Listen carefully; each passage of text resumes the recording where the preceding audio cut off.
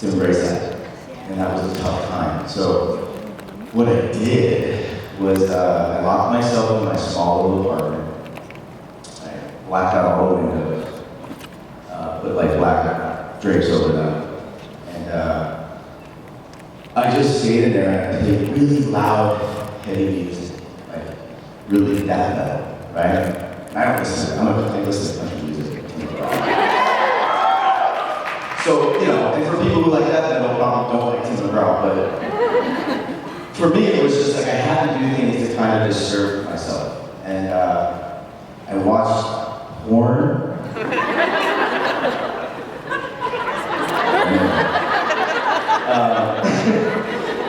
And it's really disturbing why, because I met with somebody who had killed people before, and he disturbing, I did my research, met with this guy, and he said some disturbing things to me about the sounds that people make when they're being killed. And he says it's the same sounds they make during a heightened orgasm.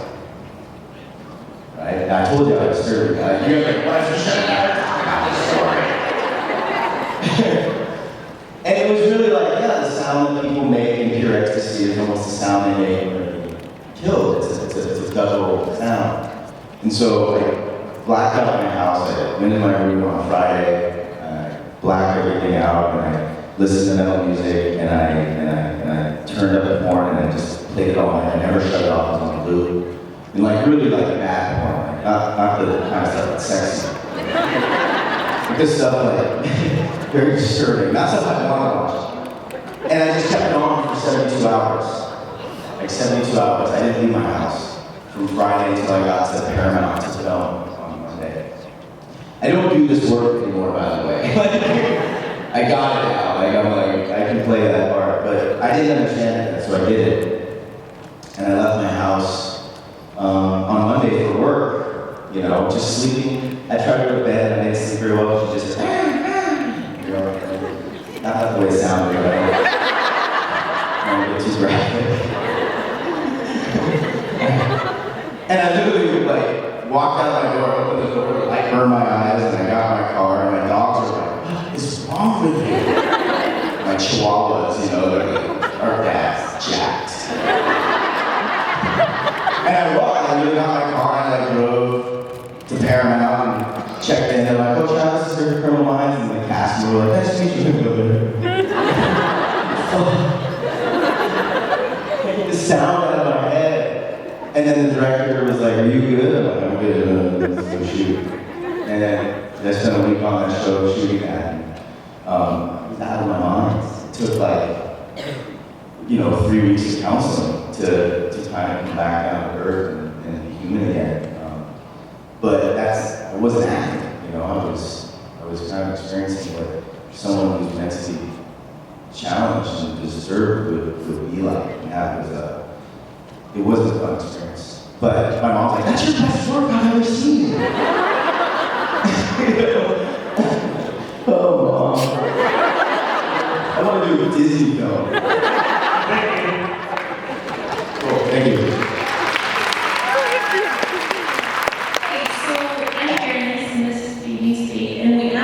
On your live stream, but have you seen Dr. Gorbel's thing on the blog yet? Because we're pretty sure somebody emailed it to you.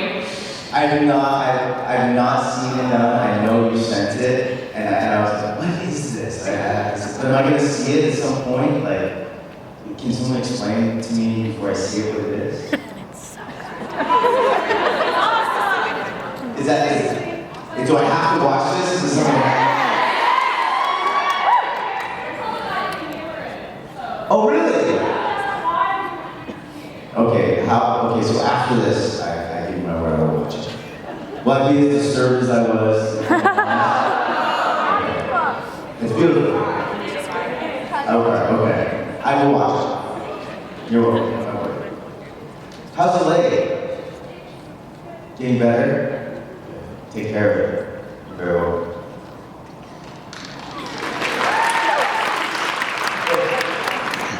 Hi, Travis. Hello. I'm Jamie, and I was actually going to ask you a different question, but after that one about Criminal Minds, I was wondering the way you prepared for that. Did you ever like experience any PTSD or anything? Yeah. During my time, everyone's like, when did you serve in the military? I served from 94 to 98. And during that time, it was the first war was ending, and then it was before the second one, before the towers was on the second one. So I served in like kind of a sweet spot. And when I say that, it's because when you get in, the last thing you really want to do is go into battle. Like once you start training in the military, and you start, like, I remember the first time I had a bunch of grenades like, strapped on my chest, and I had my M16, and we were doing like live combat training. And like we're running, and my sergeant's like, you're gonna run up that hill, you're gonna take that position, you're gonna throw a grenade over the wall. You know, obviously there's no one there, but you have to act as if there was. And I'm like running with these grenades, and like, shit. This is not like, you know, this is not when you're a kid, like pretending you're in combat. Like I had live grenades anytime they just felt like anyone could just blow up. And, you know, sadly, during that time I lost a lot. I lost a handful of friends in training, just in training. So we didn't even have to go to Iraq. We didn't have to go to Afghanistan. Like I watched a few of my friends die pretty tragically in front of me during training, where someone did drop something. It was like, shit, you know, shit, jumped and they didn't make it. And so I had images in my mind. I grind my teeth really bad when I sleep. I have to write them out or just not sexy. Hang out with someone. Hold on. I gotta go back. It's horrible.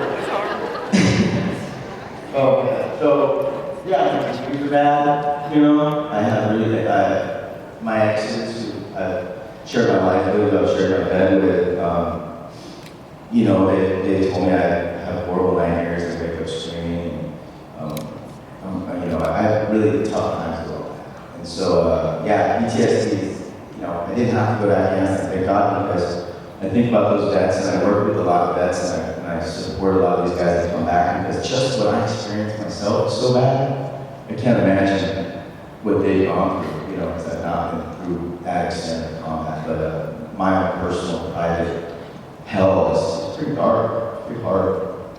So, yes, I have problems with this. Yeah, but acting helps. You know, exercise helps, eating healthy helps. You guys all help, believe it or not. Like, a lot of you guys on Twitter and Instagram and all that stuff, you guys have helped me as much as possible. So it works both ways. Thank you for your service. You're welcome. Thank you. Hi. What is the most embarrassing thing that happened to you on set? Which set? This one? Supernatural one? Supernatural, yeah. Okay, well, then thank God we stick with this one. The other ones are bad. You know, it's. I'll tell you, everyone wants to know if maybe to prank a joke on me. I have not had a joke prank, but Jared, during a very emotional scene, last episode that you guys are going to see next week. Oh my God. Yeah. We all died. All of it. Jared, Jens, and everyone. You should all gone. The show is now about just Is that a recap? I'm now fired. I'll never work for the CW again.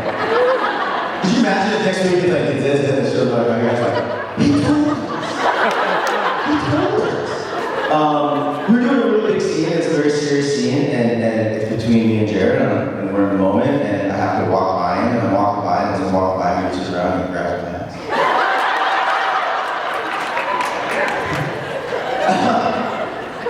I literally was like, are you kidding me? Yeah, that was embarrassing because it was like me and the guys and I, you know, I've known Jensen very from a distance, and me and him seen each other around Los Angeles prior to his success on the show. I never met Jared. I first time I met him, saw him on set, and I never ran into him. So if Jensen would have grabbed my ass, I'd be like, okay, buddy, we know each other right now. But like Jared, I was like, really? And they were filming, like they're filming it, like it's not in the script at all. Like my character was supposed to be really like tough, and I'm like,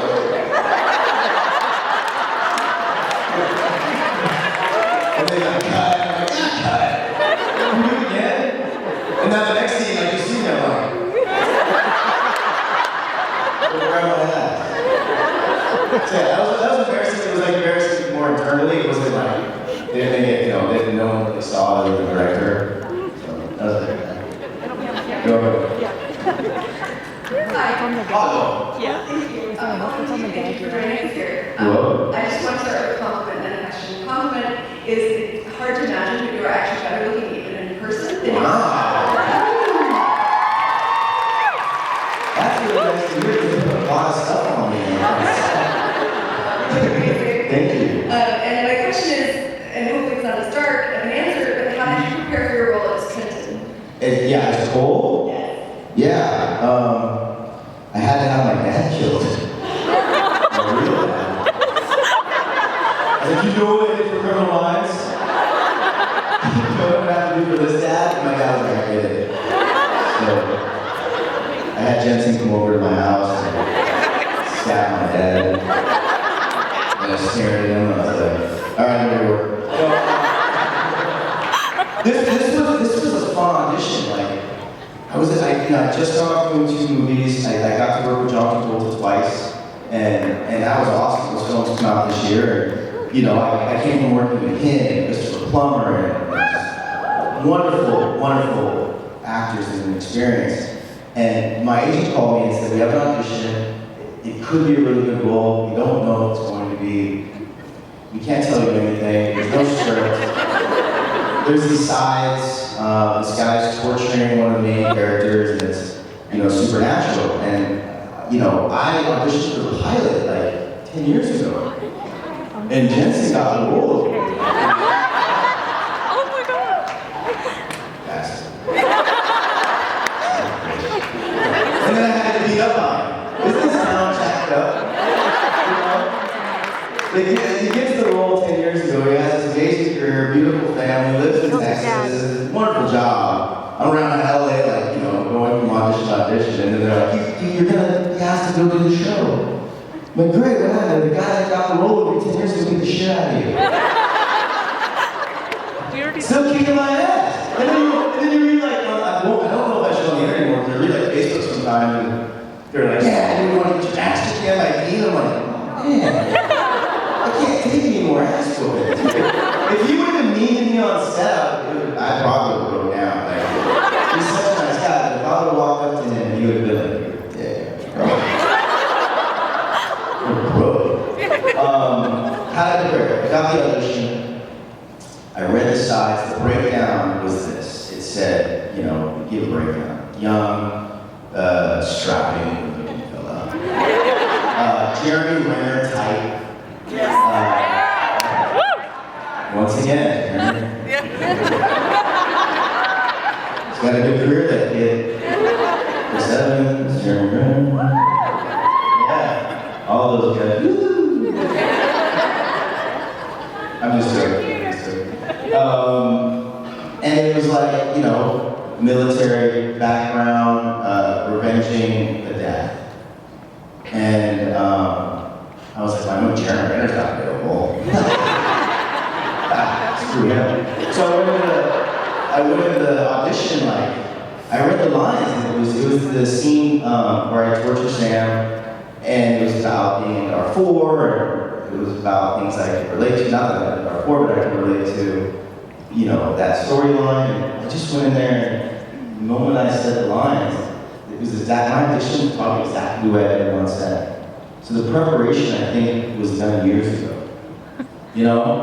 I know how to be this guy. Other than losing my dad, I know revenge. I know being hurt. I was a kid, I was bullied, and I know what it's like to want to get back at somebody. And, sometimes the roles you play just fit your life. And so for me, it was like, oh shit, I just need to go to set.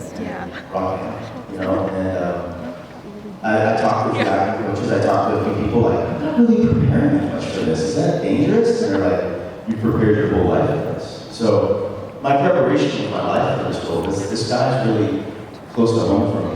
And other than it's, Texas accent, sometimes it's in and out of it. Sometimes I sound like I'm going, hey. Sometimes I sound like Travis. And I'll do that. I'll be doing this, like me when we taking the takes, and like, where are you going? I'm like, oh. So where are you going? Just be like, oh, this way. And it's just like two scenes of guys like talking low to each other. Like, alright. So yeah, that was my preparation. Thank you so much.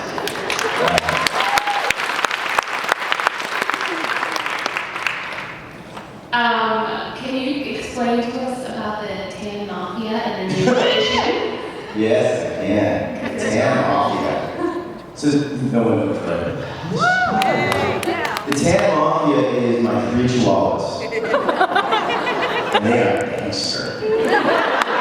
Like, you know, I love animals, I love pets, and I was dating this beautiful girl from Chicago, and we were very serious, and you know, she saw a picture online of these dogs that left on the side of the road in a box. Jacked up, man. I don't get it. Like, really? So many other places to put them. Stick them on the side of the road. Like, not on someone's doorstep, right? And so she's like, you have to go down and rescue them. And there was 5 of them, five little girls. And they were the tiniest little things, you know, so small. They were 1 pound and 2 pounds on my hand. And so I go down there and we rescue them. We take them to a rescue shelter. And I looked at one of them. I was like, I'm going to take this one. That's Foxy. And I'm like, oh, what's up? And I picked it up, and there was another little puppy inside her paws that she was holding on to. Yeah, I'm serious. Serious. And, oh, I mean, trust me, I was not ready to have dogs at that point in my life. But this young lady was like, you have to rescue these dogs. And I rescued them, and I was like, okay, I'm going to take this one home. And I know the responsibility it takes to have a dog. It's like, you know, if you're lucky, it's 18 years of your life. You know, if not, like 10 years. They're there, it's a commitment. I'm traveling and I'm working, so I'm like, okay, me and you, little thing, we're gonna travel the planet together. And then all of a sudden, this other little puppy fell between its paws, because she was the female dominant. And the one she was holding on to, Roxy, little Roxy Box, she was the rump. And the veterinarian was like, oh, you gotta keep them together, because she's keeping her alive. And if you separate them, kind of like Jared Jensen.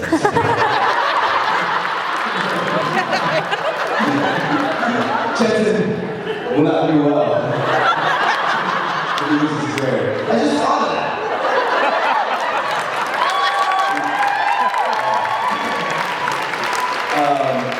Anyway, we gotta keep them together because this one's not gonna live. And, you know, they'll be lucky, she'll be lucky to live a week. So just keep them together. Right now I'm adopting these 2 puppies, and you know, now I've got 2, but this one's only gonna last a week. I'll take care of it till it passes. And I take it to the vet, and the vet's like, well, we can save its life, but it's gonna cost a couple grand. You know, looking at them at all. I'm like, all right. I'll go sell myself somewhere. I don't know what to do. I didn't sell myself. I'm worried about it.